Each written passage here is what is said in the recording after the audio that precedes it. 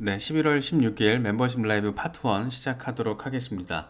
비트코인 같은 경우에는 일시적으로 35,000달러까지 반납하고 나서 그래도 곧장 반등을 해주고 지금 38,000달러 부근까지 나아갔다가 37,000달러 중반에서 약간 횡보하고 있는 상황을 보여주고 있습니다.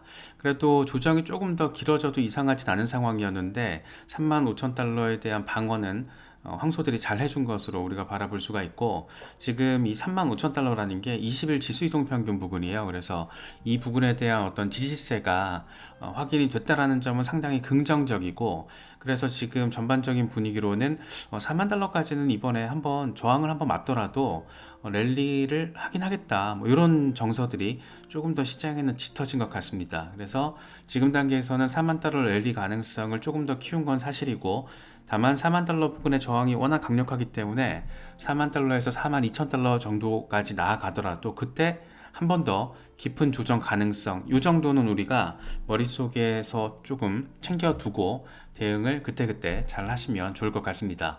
라켓 슈페드 히에 같은 경우에도 비슷한 얘기를 합니다. 만약에 20일 지수이동 평균이 지금 3만 5천 달러인데 여기가 깨지면 3만 2,400달러에서 3만 1,000달러까지 후퇴할 가능성이 있다. 반면 지금 수준에서 38,000달러 위로 반등을 할 경우에는 황소들이 다시 주도권을 확보하는 것이 된다. 이건 다시 말하면 4만 달러 랠리를 펼칠 가능성이 있다라는 얘기 지금 하고 있는 겁니다.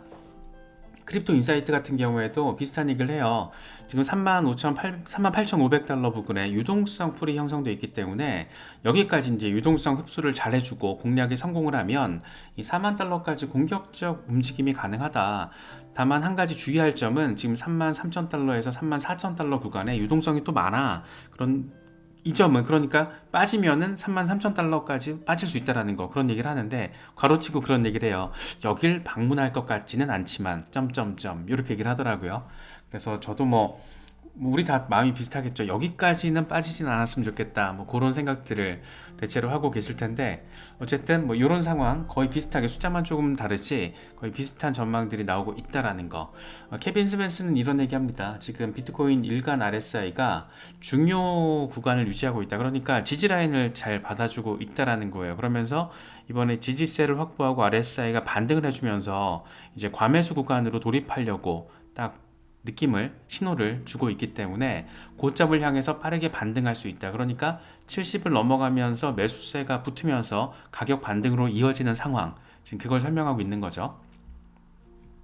마이클 반데포페 같은 경우에는 이 34,800달러에서 35,200달러 이 구간에 대한 지지를 유지해주고 비트코인이 계속 반등을 해줬다. 그래서 이 새로운 고점 가능성을 생각해 볼 수 있게 됐고, 4만 달러는 이제 잠재적인 레벨로 형성이 됐다. 적어도 4만 달러까지는 나아갈 수 있을 것 같아 라는 얘기를 하면서 차트에다 표시를 해놨죠. 이 4만 달러 부분까지 나아갈 것 같은데 저항이 강력할 것 같아. 그러면서 지지라인 확보 어디까지 3만 5천 달러 부근, 여기까지 후퇴할 가능성에 대해서도 이야기를 하고 있습니다. 차트를 통해서. 알트코인 셰르파 같은 경우에는 이런 얘기를 하더라고요. 지금 비트코인 단기, 중기적인 관점에서 어디로 비트코인이 향하게 될지 언급하기가 어렵다. 그런데 나는 사실 지금 가격이 떨어질 때마다 매수를 하고 있다. 아무래도 4만 달러 부근의 저항이 조금 강력할 것 같은데 한번 눈 크게 뜨고 지켜보자, 뭐 이런 얘기를 하고 있습니다. 그러니까 이 사람도 지금 가격이 더 떨어지진 않을 것 같고 반등을 하면 4만 달러까지는 가능성이 있어 보이는데 이 구간의 저항이 워낙 강하니까, 저항이 빡세니까 여기서 아마 저항 한번 맞을 것 같은데, 이런 얘기 지금 하고 있는 거죠. 거의 비슷한 얘기들이 많이 나와요. 제가 일부러 비슷한 걸 추린 게 아니고 비슷한 얘기들을 지금 많이 하고 있습니다. 기술적인 흐름이, 그러니까 이 사람들 그냥 지금 차트에서 기술적인 흐름 가지고 이야기를 하다 보니까 거의 비슷한 양상으로 틀 안에서 이야기를 지금 하고 있습니다. 맥스 같은 경우에도 그래요. 지금 비트코인이 주간 차트 기준으로 36,100달러를 기존의 저항 라인이었는데, 보이시죠? 이게 저항 라인이었는데 이번에 지금 지지가 확인이 됐어. 주간 차트에서 지지가 확인됐기 때문에 다음 저항 라인은 43,100달러 부근이 될 거야. 그러니까 43,000달러까지 나아가고 여기서 이제 저항이 한번 빡시게 나올 수 있는 그 가능성에 대해서 이야기를 하고 있습니다. 지금 이건 비트코인 도미넌스인데 월간 차트예요. 월간 비트코인 도미넌스를 보면 지금 상승 쐐기를 만들어가면서 거의 지금 저항선 주변에 와 있잖아요. 그래서 이 양반은 지금 망치는데 얻어맞고 저항맞고 도미넌스가 빠질 것이다라는 얘기를 하고 있는 거거든요. 도미넌스가 통상 비트 도미넌스가 빠진다라는 거는 이제 알트 시즌, 그러니까 이상적인 그림은 그런 거죠. 비트 도미넌스가 살짝 빠져주면서 비트코인이 사이드 횡보를 하면서 그때 이제 알트코인들이 순환매를 보여주면서 알트 시즌이 도래가 되는, 그게 굉장히 좀 예쁜 모습인데 그 가능성에 대해서 지금 이야기를 하고 있는 겁니다. 사실 오늘 개인적으로는 이 사람 얘기가 제일 좀 재밌었어요. 이 마티니 가이라는 이름의 카레이서이기도 하고 2013년부터 비트코인 암호화폐에 투자를 해왔던 사람이기도 하고 암호화폐 데이터 분석 플랫폼도 운영을 하고 있고 뭐 여러 가지 일을 하고 있는 사람이더라고요.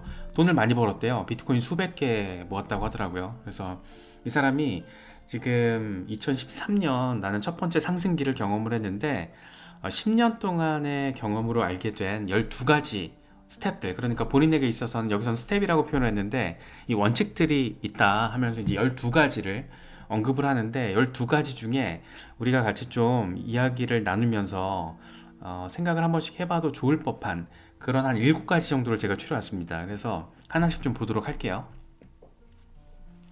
중요한 원칙 중에 하나는 이 매수, 매도 타이밍이다. 이 추세가 분명한 경우에는 공격적으로 투자를 하고 이 명확한 출구 지점을 정해야 한다. 그러니까 추세가 분명할 때, 지금 같은 때죠. 이 추세가 분명하다라고 판단이 된다라면 물론 이제 느낌으로 판단을 해서는 안 되고 나름의 어떤 리서치를 통한 이 근거 데이터가 있어야겠죠. 그래서 추세가 분명하다, 지금 상승 추세가 불리시하다는 게 클리어리하다라면 공격적으로 투자를 하고 명확한 출구 지점, 그러니까 투자를 할 때부터 매도 목표가를 정해놔야 된다는 거죠. 그래서 보통 사람들은 너무 조심스러워서 일찍 매수를 또 못하고 용기를 막 내고 그러니까 시간은 흘러가고 용기를 내서 매수를 할 때쯤이면 이미 고점 찍고 이제 폭락할 때쯤, 그러니까 이제 2021년 고점에 들어가신 분들, 고민을 하다가 그때 들어가신 분들이 고점에서 물리고 어마어마한 2년 반에 걸친 약세장을 겪으면서 뭐 대응을 안 하신 것들은 마이너스 70, 90 막 이렇게 됐잖아요 지금.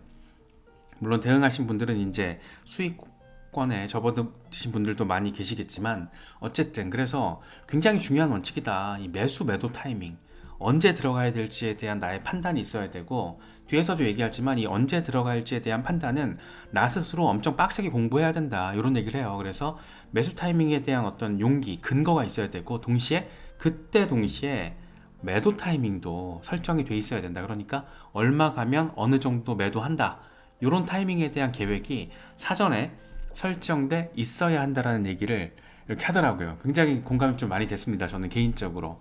또 한 가지 중요한 원칙은 수익이 나면 그거를 현금으로 보관을 하는 게 아니라 수익 난 것들을 비트코인으로 축적을 했대요. 이 사람은.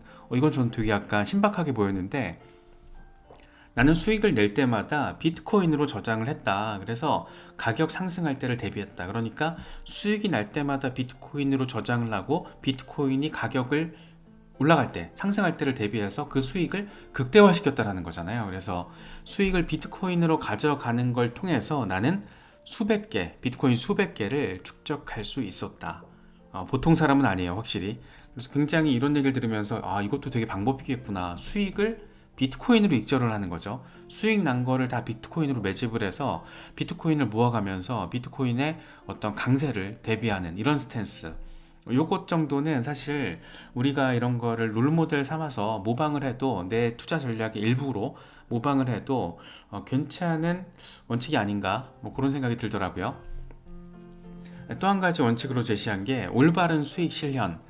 자기 얘기예요. 자기의 경험인데, 나는 이 폴리곤을 0.1달러 때 4만 달러를 투자를 했다. 이게 왜 이렇게 크게 투자를 했냐면 펀더멘털 분석을 믿고 네트워크 성장을 지켜봤기 때문에 폴리곤이 하락을 해도 더 매수를 할 수 있었다. 그리고 상승하는 동안에도 이익을 취하지 않았다. 그러니까 기본적으로 이 프로젝트가 가지고 있는 펀더멘털에 대한 어떤 확고한 신뢰가 있었기 때문에, 그걸 신뢰할 수 있게끔 내가 리서치를 엄청나게 빡세게 했기 때문에 이런 어떤 확고한 굳은 심리를 지킬 수 있었고, 그리고 나서 나중에 2.64달러 도달을 했을 때 90%를 매도했다라고 합니다.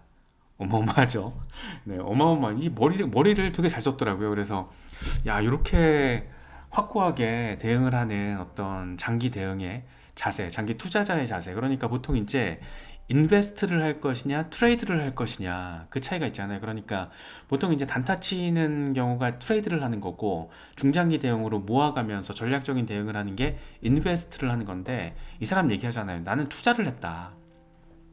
투자를 했다라고 표현을 하면서 이렇게 얼마나 많은, 이거 아실 거예요. 폴리곤이 2.64달러까지 올라갈 때 얼마나 많은 그 진폭이 있었습니까? 그런데 그걸 다 참아내고 가격이 빠질 때마다 계속 추가 매수를 하면서 이익을 취하지 않고 분할 매도 이런 거 하지 않고 끝까지 쥐고 있다가, 그러니까 나중에 2.64달러 때 이 사람이 수익을 실현할 때는 이 복리에 수익화가 더해지면서 수익을 극대화할 수 있었다라는 얘기를 하고 있는 거고, 이 사람은 그렇게 해서 수익이 어마어마하게 난 거를 다 비트코인으로 때려박으면서 축적을 했다라는 겁니다. 비트코인을.